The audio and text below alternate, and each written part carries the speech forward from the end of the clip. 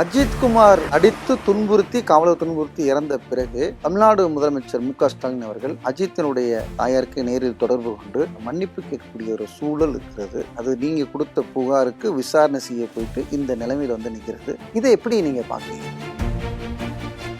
இந்த புகாரை விசாரிக்க சென்று ஒருவர் மரணம் அடைந்து விட்டார். 5 காவலர்கள் கொலை வழக்கை ஏற்றுக்கொண்டு சிறையில் இருக்கார். முதல்வர் மன்னிப்பு கேட்கிறார். காவல்துறை அதிகாரிகள் காத்திருப்போர் பட்டியலுக்கு மாற்றப்படுகிறார்கள், சஸ்பெண்ட் செய்யப்படுகிறார்கள். இதெல்லாம் நீங்க எப்படி பாக்குறீங்க? நகை வரலாம், வராமையும் போகலாம். ஆனா அதுக்காக நம்ம சும்மா இருக்கக்கூடாது. ஏன்னா எல்லாமே நம்மளும் எல்லாமே ஒருவேளை அப்படின்னா சந்தேகத்துக்குரியதான். ஏன்னா கண்களால் நம்ம பார்க்கல. நமக்கு தெரிஞ்சது அந்த இடத்துல அவர் இருந்திருக்காரு. யார் அடிச்சிருந்தாலுமே அது தவறு தான் சார். எப்பேற்பட்ட பெரிய தவறு செஞ்சாலுமே ஒரு உயிரை கொல்றது மிகப்பெரிய தவறு.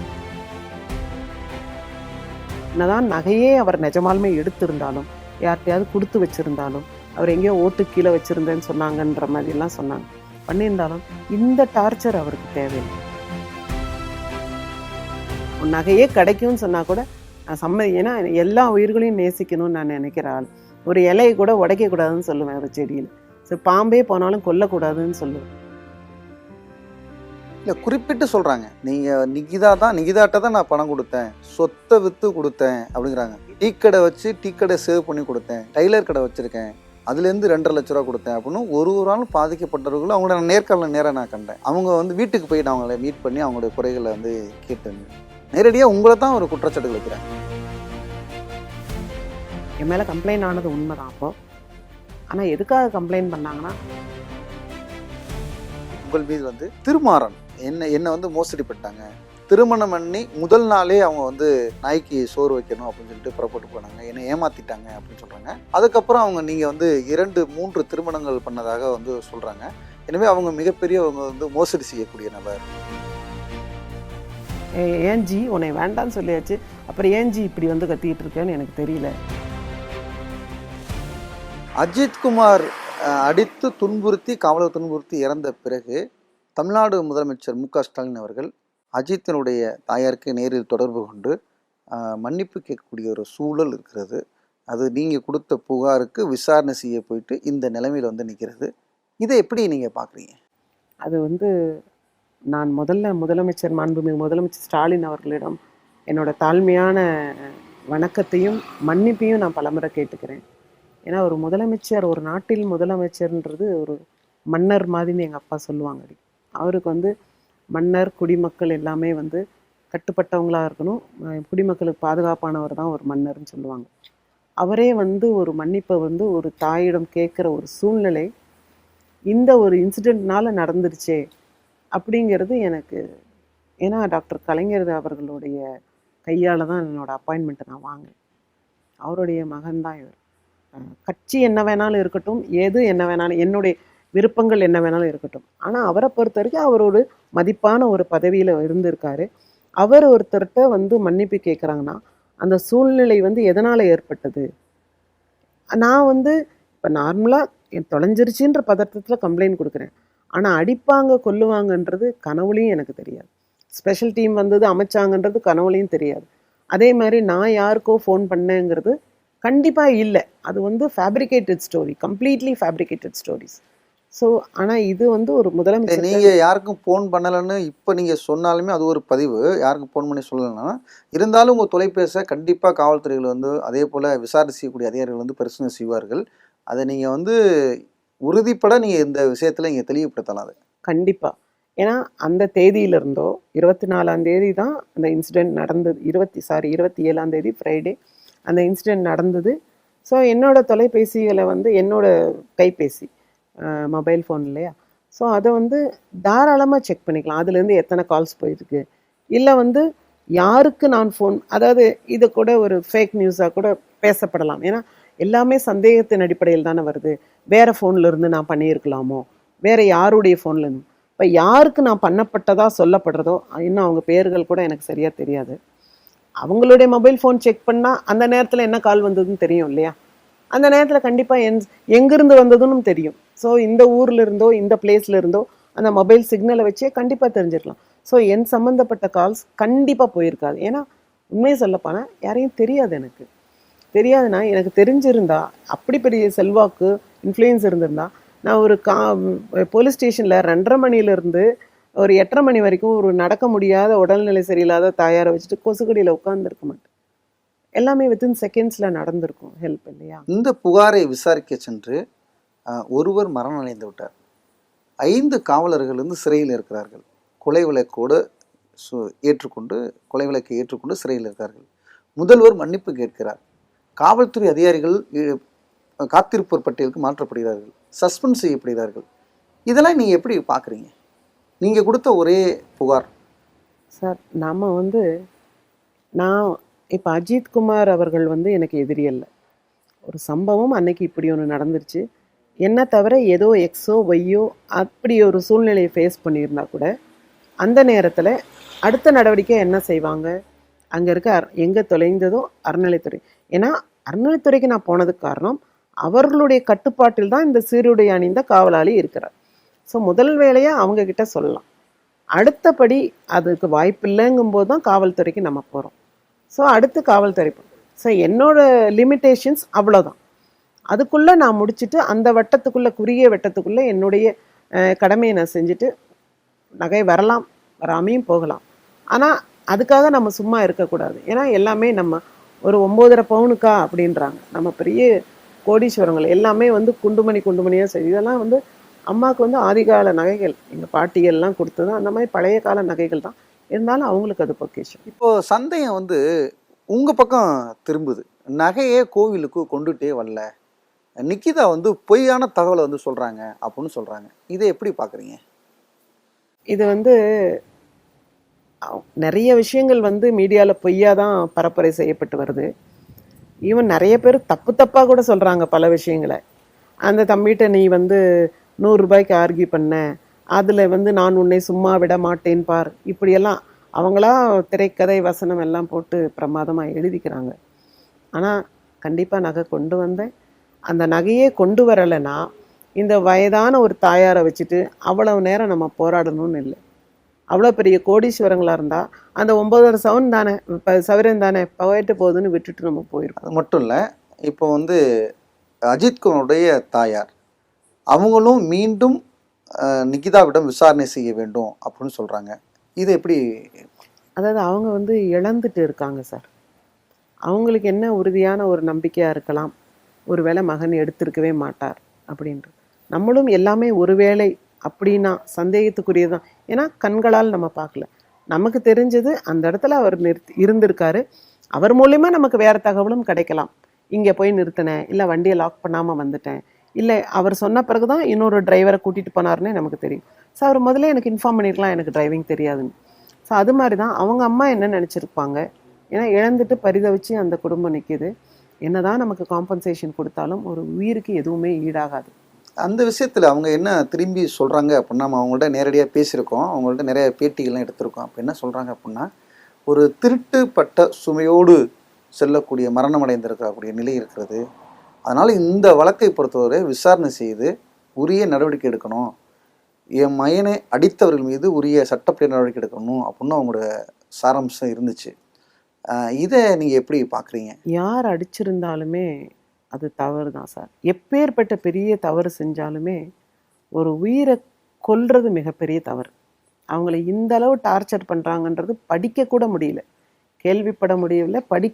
இந்த அளவு டார்ச்சர் பண்ணுற அளவுக்கு வந்து அது அங்கே எனக்கு பொறுத்தளவுக்கு அது அவசியப்படாதுன்னு நான் நினைக்கிறேன். நான் என்னதான் நகையே அவர் நிஜமாலுமே எடுத்திருந்தாலும், யார்கிட்டையாவது கொடுத்து வச்சுருந்தாலும், அவர் எங்கேயோ ஓட்டு கீழே வச்சுருந்தேன்னு சொன்னாங்கன்ற மாதிரிலாம் சொன்னாங்க பண்ணியிருந்தாலும் இந்த டார்ச்சர் அவருக்கு தேவையில்லை. சம்பந்தப்பட்டிருக்கக்கூடிய காவலர்கள் வந்து குறிப்பாக அடித்து துன்புறுத்திய காவலருடைய குடும்பத்தை சேர்ந்தவர்கள் உயர் அதிகாரி சொல்லித்தான் எங்களுடைய காவலர்கள் வந்து இந்த பணியை செஞ்சுருப்பாங்க, திட்டமிட்டு இவங்க செஞ்சுருக்க மாட்டாங்க, இதை செஞ்சதுனால இப்போ கொலை வழக்கே எங்களுக்கு மீது பாஞ்சிருச்சு, இனிமேல் அவர்கள் மீது உரிய நடவடிக்கை எடுக்கணும் அப்படின்ற இதுவும் சொல்கிறாங்க. அது காரணம் வந்து நிகிதா தான் உயர் அதிகாரிகிட்ட சொல்லி அவங்க மூலமாக தான் இது வந்து நடந்திருக்கு அப்படின்ற ஒரு பின்பத்தை உருவாக்குறாங்க. இதை எப்படி பார்க்குறீங்க? இது வந்து உயரதிகாரி சொல்லி அவங்க செஞ்சாங்களாங்கிறது கண்டிப்பாக நமக்கும் தெரியாது, யாருக்கும் தெரியாது. அதை தவிர ஸ்பெஷல் டீம் ஏன் அங்கே வந்ததுன்னு தெரியல. கண்டிப்பாக ஸ்பெஷல் டீம் வந்தது எனக்கு நான் போய் கம்ப்ளைண்ட் கொடுத்துட்டேன், வந்துட்டேன், தகவல் சொல்லுவாங்கன்னு வெயிட் பண்ணுறேன். யாருக்கும் எந்த உயரதிகாரிக்கும் என்கிட்ட இருந்து எந்த காலும் போகல. என் நம்பர்லேருந்தோ எந்த நம்பர்லேருந்தோ கண்டிப்பாக போகவே இல்லை. நான் அழுத்தம் கொடுத்தனால தான் அடித்தாங்கன்றது அப்பட்டமான பொய். அப்படியே வந்து ஒரு உயிரை அடிக்கிறதுக்கு நான் கண்டிப்பாக சம்மதிக்க மாட்டேன். உன் நகையே கிடைக்கும்னு சொன்னால் கூட நான் ஏன்னா எல்லா உயிர்களையும் நேசிக்கணும்னு நான் நினைக்கிற ஆள். ஒரு இலையை கூட உடைக்கக்கூடாதுன்னு சொல்லுவேன் ஒரு செடியில். ஸோ பாம்பே போனாலும் கொல்லக்கூடாதுன்னு சொல்லுவேன். ஸோ கண்டிப்பாக ஒரு காலையில் கார் எடுத்தேன்னா எந்த உயிருக்கும் எந்த ஆபத்து இல்லாமல் வண்டி ஓட்டணும் ஆண்டவான்னு சொல்லிட்டு தான் நான் டெய்லி இதை யார் எப்படி வேணாலும் விமர்சிச்சுக்கிட்டோம், ஆனால் நான் அப்படி தான் சொல்லிட்டு வண்டி எடுப்பேன் காலையில். ஸோ எந்த உயிரும் எதுக்காகவும் பலி கொடுக்குற அளவு போகக்கூடாது. அதுவும் இந்த 9.5 சவுனுக்காக அந்த உயிர் ஈடு கிடையாது. எங்கள் அம்மா அதே தான் சொன்னாங்க. இவ்வளவு துன்புறுத்துவாங்கன்னு தெரிஞ்சிருந்தா நம்ம கம்ப்ளைண்டே கொடுத்துருக்க வேண்டாம். எதுக்காக ஒரே நாளில் இப்படி ஒரு சம்பவம் நடந்தது, இப்படி அவங்க செஞ்சிருக்கவே கூடாது. இப்போ அவங்க அடிச்சிருக்காங்க, நம்ம என்ன இவங்க கம்ப்ளைண்ட் பண்ணனால தான் அப்படிங்கிற மாதிரி சுற்றி சுற்றி நம்மகிட்டயே நிற்கிது. அப்போ இந்த பழி பாவத்தை எங்கே போய் தீர்க்கிறது அப்படின்னு தான் அவங்க சொல்லி சொல்லி அழுதுட்ருக்காங்க. ஏன்னா ஒரு தாய்க்கு தன் மகனை இழப்புங்கிறது அவங்களுக்கு இது ஈடு செய்யவே எதாலையுமே ஈடு செய்ய முடியாது. அவங்களுக்கு உடனடியாக முதலமைச்சர் நிலம் கொடுத்தாங்க, கவர்மெண்ட் வேலை கொடுத்தாங்க, நிறைய இழப்பீடுகள் எல்லாம் கொடுத்தாங்கன்னா கூட இதெல்லாமே கிடைச்சிது. மகனாக அவர் இருந்து செய்கிறத ஒரு மகனாக இருந்து முதலமைச்சர் கூட செஞ்சாங்கன்னா கூட ஒரு உயிர் இழக்கிறது எக்காரந்து கொண்டு ஏற்றுக்கொள்ளவே முடியாது. அது என்ன வேணா ரீசனாக இருக்கட்டும், அது மாபெரும் தவறு. நீங்கள் இப்போ கல்லூரியுடைய பேராசிரியராக இருக்கிறீங்க. நல்ல ஒரு ப்ரொஃபைல், நல்ல ஒரு நன்மதிப்பை பெற்றிருக்கக்கூடிய அந்த பொறுப்பு நன்மதிப்பை பெறக்கூடிய பொறுப்பு. இப்படிப்பட்ட ஒரு நபர் மீது தொடர்ந்து அடுக்கடுக்கான ஒரு 6 புகார் உடனடியாக வருது. கிட்டத்தட்ட பண மோசடி, அவங்க சொல்கிற கணக்கு பார்த்தா 1 கோடிக்கு மேலே பண மோசடி நிகிதா செஞ்சுருக்காங்க அப்படின்னு. 2011ஆம் ஆண்டுலேருந்து தொடர்ந்து அப்போவே ஒரு 3 வழக்கு நீங்கள் நீதிமன்றத்தில் அணுகிருக்கீங்க. ஒரு 3 வழக்கு சம்மந்தப்பட்டு நீதிமன்றம் போயிட்டு வெளில வந்திருக்கீங்க. இப்போ நீங்கள் இந்த புகார் வந்த பிறகு உங்கள் மீது நடவடிக்கை எடுக்க சொல்லி திருமங்கலம் மதுரை மாவட்ட காவல் கண்காணிப்பாளரிடம் ஒரு 6 புகார் போயிருப்பதாக தெரிய வருகிறது. இதை எப்படி பார்க்குறீங்க? நான் முறைப்படி தான் இப்போ கல்வி பயின்று டாக்டரேட் வரைக்கும் முடிச்சு 2009 தான் என்னோட கவர்மெண்ட் அப்பாயின்மெண்ட் கிடச்சிது. Through TRB, direct recruitment from government. ரொம்ப வருஷம் காத்திருப்புக்கு அப்புறம் தான் அப்போ பல பேருக்கு அப்பாயின்மெண்ட்டு முதல்வர் அவர்கள் டாக்டர் கலைஞர் அவர்கள் இருந்தப்போ இந்த அப்பாயின்மெண்ட் போட்டாங்க. கிட்டத்தட்ட பல ஆயிரம் பேருக்கு அந்த டைம் அந்த வேலை கிடச்சி. சென்டனரி ஆடிட்டோரியம் சென்னை, அங்கே போய் தான் நாங்கள் தகவல் கிடச்சி போய் எங்களுடைய அந்த ஆர்டரை அப்பாயின்மெண்ட் ஆர்டரை வாங்கிக்கிட்டோம். ஸோ கிட்டத்தட்ட 2009 என்னோடய ஃபஸ்ட் அப்பாயின்மெண்ட்டே இந்த திண்டுக்கல் தான், இங்கே தான். 2009 2021 வரைக்கும் நான் வெளி மாவட்டங்களில் தான் வேலை பார்க்குறேன். எனக்கு உள் மாவட்டங்களே அப்போ வேக்கன்சியோ ட்ரான்ஸ்ஃபரோ கிடைக்கல, கொஞ்சம் கடினமாக இருந்தது. கொரோனா பீரியட்லையெல்லாம் ஸ்டாப் பண்ணி வச்சுருந்தாங்க ட்ரான்ஸ்ஃபர்லாம். ஸோ கிடைக்கல. ஸோ அதனால் வீட்டுக்கு வர்றது ரொம்பவே ரேராக இருந்தது. என்னோடய தாய் தகப்பன் வயதானவங்களாக இருந்தாலும் கூட அவங்க என்னென்னா அவங்க வேலையை மெல்ல மெல்ல அவங்களே பாத்ரூம் போய்க்கிறது, செஞ்சுக்கிறது, சாப்பிட்டுக்கிறதெல்லாம் செஞ்சுட்டு இருந்தாங்க. இப்போ அப்படி தனியாக முடியாது. அதனால் நான் வெளியூரில் ஹாஸ்டலில் தங்கி வேலை பார்த்துட்ருக்கேன். இங்கே இருக்கிறவங்களோட பழகியோ இவங்ககிட்ட பேச்சுவார்த்தை நடத்தியோ எந்தவிட பண மோசடியும் நான் கண்டிப்பாக நடத்தவில்லை. அதுக்குரிய நேரம் கால அவகாசம் எனக்கு இல்லை. இல்லை, குறிப்பிட்டு சொல்கிறாங்க, நீங்கள் நிகிதாட்ட தான் நான் பணம் கொடுத்தேன், சொத்தை விற்று கொடுத்தேன் அப்படிங்கிறாங்க. டீ கடை வச்சு டீ கடை சேவ் பண்ணி கொடுத்தேன், டைலர் கடை வச்சுருக்கேன், அதுலேருந்து 2.5 லட்ச ரூபா கொடுத்தேன் அப்படின்னு ஒரு நாளும் பாதிக்கப்பட்டவர்களும் அவங்கள நான் நேர்காணல நான் கண்டேன். அவங்க வீட்டுக்கு போய் நான் அவங்கள மீட் பண்ணி அவங்களோட குறைகளை கேட்டேங்க. நேரடியாக உங்களை தான் ஒரு குற்றச்சாட்டுகள் வைக்கிறாங்க. இதில் பல பேருக்கு நான் தான் யார் என்னை குற்றச்சாட்டு மனசாட்சி இல்லாமல் சொன்னாங்களோ அந்த பல பேருக்குமே இப்போ வரைக்கும் நான் தான் நிகிதாவான்னு தெரியாது. ஆனால் யார் இந்த நிகிதா, யார் நிகிதா எல்லா மீடியாவும் போட்டாங்க இல்லையா, அப்போ தான் அவங்களுக்கு நான் தான் நிகிதான்னே தெரியும். என்னோடய முக அடையாளம் கூட இவங்களுக்கெல்லாம், ஏன்னா அவ்வளோவா நான் வெளியே வரமாட்டேன், அவ்வளோ வீடு காணாராக இருக்கனால அப்படியே போயிட்டு அப்படியே யாரோடையும் பழக்கம் அவ்வளோவா இல்லை. ஃப்ரெண்ட்ஸே எனக்கு வெரி ஃபியூ ஃப்ரெண்ட்ஸ் தான், அவ்வளோதான். என்னுடைய சின்ன சர்க்கிள்குள்ளே தான் என்னோடய லைஃப். இவங்க வந்து இந்த இந்த இடத்துல ஒரு விஷயத்தை இவங்க மறைக்கிறாங்க. என்னன்னா, என் மேலே கம்ப்ளைண்ட் ஆனது உண்மைதான் அப்போ. ஆனால் எதுக்காக கம்ப்ளைண்ட் பண்ணாங்கன்னா, இவங்க பணம் கொடுத்தது கண்டிப்பாக என்கிட்ட கிடையாது. அது அவங்க வந்து அவங்க குழந்தைகள் மேலே சத்தியம் பண்ணி சொல்லட்டும், என்கிட்ட தான் கொடுத்தாங்களான்னு. கண்டிப்பாக கிடையாது யாருமே. ஏன்னா அதில் வந்து ஒருத்தர் வந்து என்கிட்ட ஒரு ஒன்றரை வருஷத்துக்கு முன்னாடி பேசியிருக்காரு. நான் உங்ககிட்ட கொடுத்தேன் அப்படின்னு இங்கே மீடியாவில் இப்போ சொன்னார் இல்லையா, அந்த ஒரு சார் வந்து ஒரு 1.5 வருஷத்துக்கு முன்னாடி என்னோட செல்ஃபோனில் தொடர்பு பண்ணி பேசியிருக்காரு. அப்போ வந்து நான் பேசினேன், பல தடவை ஃபோன் பண்ணார், நான் எடுக்கலை. ஏன்னா இவங்க கம்ப்ளைண்ட் கொடுத்தாங்க, என்ன பேசுறதுன்னு தெரியலன்னு. அப்புறம் நான் ஒரு வாட்டி சரி என்னன்னு கேட்கலான்னு எடுத்தப்போ, நான் முதல் கேள்வியாக அவர்கிட்ட கேட்டது, என் மேலே ஏன் கம்ப்ளைண்ட் கொடுத்தீங்க, நான் உங்களை பார்த்தனா அப்படின்னு. இல்லைன்னாரு. நீங்கள் வந்து என்கிட்ட பணம் கொடுத்தீங்களா அப்படின்னு. இல்லை. அப்புறம் ஏன் என் மேலே கம்ப்ளைண்ட் கொடுத்தீங்க? இல்லை, இந்த வீட்டில் நீங்கள் மட்டும் தான் கவர்மெண்ட் வேலை பார்க்குறீங்க, உங்களை காலி பண்ணி விட்டா நாங்கள்லாம் வேலை கிடைக்கும்னு நினச்சி காசு கொடுத்தோம்ல, அப்போ உங்களை நீங்கள் மட்டும் கவர்மெண்ட் வேலை பார்க்குறீங்க, உங்களை காலி பண்ணி விட்டா எங்களுக்கு அந்த நிம்மதியாக இருக்கும்ல. நான் வந்து யார்கிட்டையும் லஞ்சம் கொடுத்து வேலை வாங்கலை, குறுக்கு வழியிலே வேலை வாங்கி வரலை. முறைப்படி டைரக்ட் ரெக்ரூட்மெண்ட் டிஆர்பி ரூல்ஸ் என்னவோ இன்டர்வியூ அட்டன் பண்ணி வேலை வாங்கினேன். இந்த மாதிரி யாருக்கிட்டையாவது பணம் கொடுத்து வேலை வாங்கணுன்ற இருந்தேன். ஏன் வேலை ஏன் காலி பண்ணணும்னு நீங்கள் நினைக்கிறீங்க? அப்படி என்ன காழ்ப்புணர்ச்சி உங்களுக்கு? உங்கள் குடும்பத்தில் யாரும் வாங்கியிருக்காங்களா அது மாதிரி? எங்கள் குடும்பத்தில் என்னென்னா, என்னோட சகோதரருடைய, எனக்கு ஒரே சகோதரர் தான், அவருடைய மனைவி அவங்க வேலைக்காக ஆக்சுவலாக எங்கள் வீட்டுக்கு பக்கத்து வீடு, அந்த வீடை வந்து கட்டுறதுக்காக இங்கே வந்து ஒரு 2 பேரை இவங்க எல்லாருமே மறைக்கிறாங்க. மீடியாவா இல்லை இந்த பணம் கொடுத்தவங்களா என்னன்னு தெரில. விவேகானந்தன் ரோஸ்மேரி அப்படிங்கிற ஹஸ்பண்ட் ஒய்ஃபு 2 குழந்தைங்களோட இங்கே வந்து வீடு கட்டினாங்க. நாங்கள் இங்கே வந்து தங்கி இருக்க போகிறோம் அப்படின்னு சொல்லிட்டு. அப்போது இங்கே தூசு சிமெண்ட்டு இப்படியெல்லாம் இருக்கிறனால எங்கள் வீட்டு மரநிலையில் தான் அவங்க உட்காந்து சாப்பிடுவாங்க, வரப்போக இருந்தாங்க. ஸோ அந்த மாதிரி பழக்கம் தான் அவங்களோட. அவர் வந்து தான் மால்தீவ்ஸில் வேலை பார்க்குறதாவும், தனக்கு வந்து அப்போ டிஎம்கே கவர்மெண்ட் இருக்குது, 2011-10 நினைக்கிறேன். அவங்க நிறைய பெரிய முக்கிய பிரமுகர்களோட நிறைய பழக்கம் க்ளோஸாக இருக்குன்னாங்க. ஆனால் அவர் சொன்ன மாதிரி அவர் யாரையெல்லாம் சொன்னாரோ அவங்கெல்லாம் இங்கே வந்து அவரை பார்த்துட்டு போனாங்க, பெரிய சஃபஸ்டிகேட்டடு கார்லாம் வந்து அந்த லோக்கலில் இருக்க ஒரு சில மதுரை லோக்கலில் இருக்க பிரமுகர்லாம். ஸோ நாங்கள் அவரை நம்பினோம். ஸோ எங்கள் அன்னிக்கு வேலை வேணுன்றதுக்காக அவர்கிட்ட காசு கொடுக்குறாங்க, ஒரு 8 lakhs சம்திங் கொடுக்குறாங்க. அவங்க டிகிரி தான் படிச்சிருக்காங்க, அதுக்கேற்ற மாதிரி ஒரு வேலையை வந்து கொடுக்கணும் சார். நாங்கள் கொடுத்ததை நம்பி, ஏன்னா அவர் இங்கேயே தான் உட்காந்துருப்பார் மரத்தடியில் பக்கத்தில், கொடுத்ததை நம்பி பல பேர் வந்து எங்களை நம்பி கொடுக்குறாங்க. ஸோ எல்லாருக்கும் யாரெல்லாம் கம்ப்ளைண்ட் பண்ணாங்களோ மனசாட்சிப்படி, கடவுள் சாட்சியாக, ஆண்டவன் சாட்சியாக, அவங்க ஒவ்வொருடைய அணுக்கள் சாட்சியாக அவங்களுக்கு தெரியும், அவங்க அந்த விவேகானந்தன் ரோஸ்மேரிட்டு தான் பணம் கொடுக்குறாங்கன்றது தெரியும். அதுக்கப்புறம் எல்லாரும் கம்ப்ளைண்ட் கொடுக்குறோம் ஓடி. ஏன்னா அந்த ஆள் என்ன சொல்கிறாரு, அந்த விவேகானந்தன் பணத்தை வாங்கிட்டு ஒரு ஸ்டேஜில் ஓடி போயிடுறாரு. வீடை வந்து கட்ட ஆரம்பிச்சது அரைகுறையாக ஸ்டாப் பண்ணிவிட்டு ஓடி போயிடுறாரு. ஆனால் வீடு வந்து நாங்கள் ஃபுல்லாக கட்ட போகிறோம் அப்படி இப்படின்னு சொல்லிட்டு கட்டலை. இந்த பணம் சேர்ந்தோடனே போயிடுறாங்க. ஆனால் என்ன சொன்னாங்கன்னா, எல்லாருக்கும் வந்து ஆர்டர்ஸ் ரெடி ஆகிடுச்சு, நாங்கள் சொல்லி கவர்மெண்ட்டை ரெடி பண்ணிட்டோம். அங்கே யாரோ ஒரு ஆளை சொல்லியிருக்காங்க, யார் பேரையும் நான் குறிப்பிட விரும்பலை, சொல்லிவிட்டு ஃப்ளைட் டிக்கெட் வந்து எடுத்து கொடுக்குறாங்க எங்கள் பிரதருக்கு.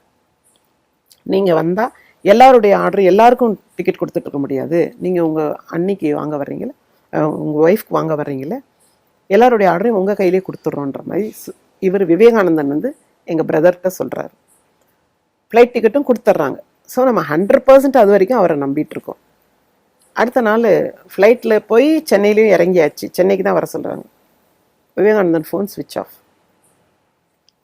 4 புறம் பண்ணுறோம் ஸ்விட்ச் ஆஃப், அவங்க ஒய்ஃப் ஃபோனும் ஸ்விட்ச் ஆஃப். அப்புறம் போய் என்னாச்சு என்ன இது அங்கே ஸ்டே பண்ணி எல்லாம் பார்க்குறோம், அவரை கண்டுபிடிக்க முடியல.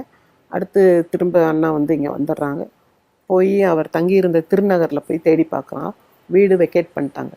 அவங்க குழந்தைங்கள பச்பன்ற ஸ்கூலில் சேர்த்துருந்தாங்க திருநகரில், குழந்தைங்களையும் கூட்டிகிட்டு போயிட்டாங்க. ஸ்கூலில் போய் விசாரித்தோம்.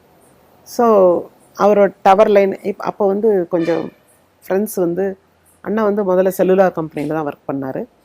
ஸோ அவங்க ஃப்ரெண்ட்ஸ் வந்து கொஞ்சம் பேர் அங்கே இருந்தனால அவங்க டவர் லைன் எங்கேயாவது காமிக்குதா ஸ்விட்ச் ஆஃப் இருந்தாலும். அதனால் அவர் கோவாவில் இருக்கிற மாதிரி நாங்கள் கேள்விப்பட்டோம். ஸோ அவர் எங்கெல்லாம் போகிறோரோ நாங்கள் ஃபேமிலியோடு அவரை துரத்திட்டு போகிறோம். ஏன்னா இத்தனை பேரோட பணமும் வாங்கிட்டாரு, நம்ம எப்படியாவது நம்மளை நம்பி கொடுத்துருக்காங்க, ரெக்கவர் பண்ணி தரணும். அப்போ வந்து அஷ்ராக் எஸ்பியாக இருக்காங்க, அவங்களுக்கு நாங்கள் ஒரு ரெஜிஸ்டர் போஸ்ட்டில் ரிட்டன் கம்ப்ளைண்ட்டும் வெளியூர்லேருந்து இவனை துரத்திட்டு போகிறோம் கொடுக்குறோம். இவங்களையெல்லாம் நம்ம ஃபேஸ் பண்ணணும், பதில் சொல்லி ஆகணும். ஆனால் வந்து அவன் சிக்கவே இல்லை. ஆனால் நம்ம கம்ப்ளைண்ட் கொடுத்துட்டோம். இங்கே வந்து கம்பி கட்டுறவங்க, கட்டட வேலை பார்க்குறவங்க எல்லாத்தையுமே அவன் வாங்கியிருக்கான். விவேகானந்தன்றவர் வாங்கியிருக்காரு. கடைசியில் அவரை கோவாவில் வச்சு பிடிச்சிட்டாங்க. விவேகானந்தன் பிடிச்சாச்சு, அவங்க ஒய்ஃபையும் பிடிச்சிட்டாங்க. கொண்டு வராங்க. அவங்க திருச்சி மகளிர் சிறையில் அவங்க ஒய்ஃபை வச்சுருக்காங்க. திடீர்னு அங்கேருந்து தப்பி ஓட்டம் ஒய்ஃபு. விவேகானந்தன் கூட்டிகிட்டு வர வழியில் தப்பி ஓட்டம். அவர்கிட்டருந்து பல கோடி ரூபாய் பணம் ரெக்கவர் பண்ணாங்க. திருநகர் போலீஸ் ஸ்டேஷனில் பல நிறைய பவுனு ஜுவல்ஸ் ரெக்கவர் பண்ணாங்க. விலை உயர்ந்த ஹைலி சொஃபஸ்டிகேட்டட் கார்ஸ் 5 ரெக்கவர் பண்ணாங்க. எல்லாமே ஸ்டேஷனில் தான் இருந்துச்சு. அதுக்கப்புறம் அது என்னாச்சுன்னு தெரில. அப்போ அது வந்து எங்களுக்கு இத்தனை பேர் இது பண்ணியிருக்காங்க. நாங்கள் ஒரு மனு மாதிரி ஹைகோர்ட்டில் தாக்கல் பண்ணி இத்தனை பேரும் வந்து இவ்வளோ கொடுத்துருக்காங்க. எங்கள் பிரதரே யார் எவ்வளோன்னு கேட்டு எழுதுறாரு, கொடுத்துருக்காங்க. ஸோ அதிலிருந்து எங்களுக்கு ரெக்கவர் பண்ணி தரணும் அப்படின்னு நாங்கள் போட்டோம். இது எல்லாருக்குமே தெரியும். ஸோ எல்லாரும் வந்து எழுதி கொடுக்க வாங்கன்னு சொன்னால் இவங்க எல்லாருமே என்ன நினச்சிட்டாங்க, இவங்க வந்து அவன் ஓடி போயிட்டான், அவன் எப்போவுமே அவனை பிடிக்க முடியாது. அவங்க எப்படி ஓடுனாங்கன்றது காவல்துறைக்கும் தெரியும், அவங்களுக்கும் தெரியும். அதனால் இங்கே நாங்கள் வந்து இந்த மண்ணின் மைந்தன் இதை அந்த எஃப்ஐஆரில் உங்கள் பேர்லாம் வருது. எஃப்ஐஆர் அதான் நான் சொல்லிட்டு வரேன் சார். இப்போ ஒரு 2 லைன் சொல்லிக்கிறேன். ஸோ நாங்கள் வந்து இங்கே விட்டு போக முடியாது. எங்களுக்கு வாழ்க்கை, பூமி எல்லாமே, சொந்த பந்தம், நட்பு எல்லாம் இதுதான்.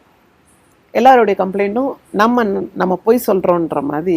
ஏன்னா ஆர்டர் வாங்கிட்டு வர போனவங்க அவன் போயிட்டான்னு சொல்கிறேன்னா நம்ம போய் சொல்கிற மாதிரி நம்ம பக்கம் திரும்பி நம்ம பேரில் கம்ப்ளைண்ட் கொடுக்குறாங்க. அப்போ இந்த விஷயங்கள், சம்பவங்கள் எல்லாமே கடவுள் சாட்சியாக அந்த கடைசி விவேகானந்தம் ஓடி போகிற நிமிஷம் வரைக்கும் எனக்கு தெரியாது. இவங்களை எங்கள் அண்ணி கொடுத்ததும் எனக்கு தெரியாது. ஏன்னா நம்ம புறம்படுவேன்னு நினச்சி கூட அவங்க மறைச்சிருக்கலாம், என்னவோ தெரியாது. ஆனால் ஓடி போனதுக்கப்புறம் வந்து என்னை ஹாஸ்டலில் ரேஸ்கோஸில் நான் இருக்கேன். கோயம்புத்தூர் காலேஜில் அப்போ ஒர்க் பண்ணிகிட்ருக்கேன், கவர்மெண்ட் ஆர்ட்ஸ் காலேஜில். ரேஸ்கோஸ் ஹாஸ்டலில் இருக்கேன். அப்போ வந்து ஃபேமிலியே வந்து சொல்கிறாங்க, இப்படிப்பா அவன் பணத்தை வாங்கிட்டு ஓடி போயிட்டான். அந்த நிமிஷம்தான் எனக்கு தெரியும் விவேகானந்தன் எல்லாத்தையும் பணத்தை வாங்கிட்டு ஓடி போயிட்டான். அப்புறம் இந்த ரெக்கவர்லாம் பண்ண. ஸோ இவங்கெல்லாம் என்னோட நேம், ஒரு 3 பேர் மட்டும் என் நேம் சேர்த்து விட்றாங்க. ஸோ அதில் A5 என்ன சேர்க்குறாங்க. சேர்த்தப்போ இவங்க தான் இந்த செல்வம் சார், தெய்வம் சார், இவங்கெல்லாம் என்ன நேம் சேர்க்குறாங்க. சேர்த்து விட்டோடனே அப்போது நல்லூர் இன்ஸ்பெக்டராக இருந்தார் திருமங்கலம் தாலுக் ஸ்டேஷன். அவர் விசாரிக்கிறாரு. நான் போய் எக்ஸ்பிளைன் பண்ணுறேன். கோர்ட்டில் ஆஜராகி எக்ஸ்பிளைன் பண்ணி அதுக்கப்புறம் அவங்க வந்து இவங்க என்கிட்ட, ஏன்னா அப்போது அவங்க ஊர்லேயே இல்லை, இவங்க எந்த வித முகாந்திரமும் இருக்க முடியாதுன்னு சார்ஜ் ஷீட்லேருந்து என் நேமை ரிமூவ் பண்ணிடுறாங்க. அதுக்கப்புறம் நான் ஜாபுக்கு போகிறேன். உங்கள் மீது வந்து திருமாறன் என்னை வந்து மோசடி பண்ணிட்டாங்க. திருமணம் பண்ணி முதல் நாளே அவங்க வந்து நாய்க்கு சோறு வைக்கணும் அப்படின்னு சொல்லிட்டு புறப்பட்டு போனாங்க, என்னை ஏமாற்றிட்டாங்க அப்படின்னு சொல்கிறாங்க. அதுக்கப்புறம் நீங்கள் வந்து 2-3 திருமணங்கள் பண்ணதாக வந்து சொல்கிறாங்க.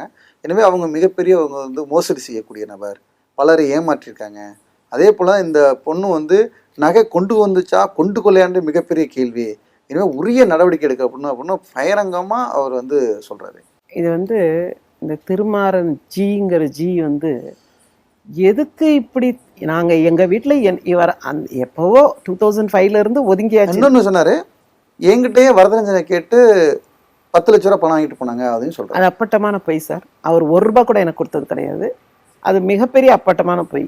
ஏன்னா அவங்க ஃபேமிலியில் அவங்க என்ன பிஸ்னஸ் பண்ணிகிட்டு இருந்தாங்க அதெல்லாம் நான் வெளிப்படையாக அவங்களுக்கே தெரியும். வெளிப்படையாக சொல்ல வேண்டாம், விரும்பலை. என்னெல்லாம் பண்ணாங்க, என்னென்ன ரவுடிசம் பண்ணாங்க, இதெல்லாம் நான் சொல்ல விரும்பலை. ஏன்னா ஒருத்தர் வேண்டான்னு ஒதுங்கினப்புறம் அவங்கள பற்றி பேசுகிறதே நம்மளுக்கு வந்து ஒரு அநாகரிகமான விஷயம். அப்படி இருக்கும்போது எங்கள் ஃபேமிலியில் என்ன பிரச்சனை வந்தாலும் அவர் மைக்கை பிடிச்சி அவர் வாட்டு கத்திக்கிட்டு கிடப்பார். அது எதுக்குன்னு தெரியல. ஏஞ்சி உன்னை வேண்டான்னு சொல்லியாச்சு, அப்புறம் ஏஞ்சி இப்படி வந்து கத்திக்கிட்டு இருக்கேன்னு எனக்கு தெரியல. திருமாஞ்சிகிட்டேருந்து நான் 1 பைசா வாங்கினது கிடையாது, அவரும் கொடுத்தது கிடையாது. அது ஒரு நாள் 10 லட்சம் பாரு, ஒரு நாள் 60 லட்சம் பாரு, 30 லட்சம் பாரு, அவர் சொல்லிக்கிட்டே தான் கிடப்பார். உங்களை வந்து அரசியல் கட்சி தலைவர்கள், பேச்சாளர்கள் பேசும்போது கடுமையாக விமர்சனம் பேசுகிறாங்க. நீங்கள் அந்த வார்த்தையை பார்த்துருப்பீங்க, நீங்கள் மீடியாவில் கவனிச்சிருப்பீங்க. அவர்களுக்கு என்ன பதில் சொல்ல நீங்கள் விரும்புகிறீங்க சார்? விமர்சனங்கள் வந்து அதை வந்து அவங்க ஒரு ஆயுதமாக பயன்படுத்திக்க விரும்புகிறாங்களா, இல்லை வந்து அஜித்குமார் தம்பியோட லாக்அப் மரணமா இல்லை வெளி மரணமா, அது கடவுளுக்கு தெரியும். அதை திசை திருப்பறக்கு யார் இந்த நிக்கிதா, அவங்க வாழ்க்கை வரலாறு என்ன, அவங்க வந்து கல்யாணம் பண்ணாங்களா, இதெல்லாம் வந்து சமுதாய மக்களுக்கு பயன்படக்கூடிய விஷயம் கிடையாது. நிக்கிதான்றவங்க ஒருத்தவங்க இருந்தாங்க, எல்லார போல வாழ்ந்தாங்க, இருக்கிறாங்க, வாழ்ந்துட்டு இருக்காங்க. இதை பெருசுப்படுத்தி யாரெல்லாம் வந்து விமர்சிக்கனாலும் they are just reflecting themselves.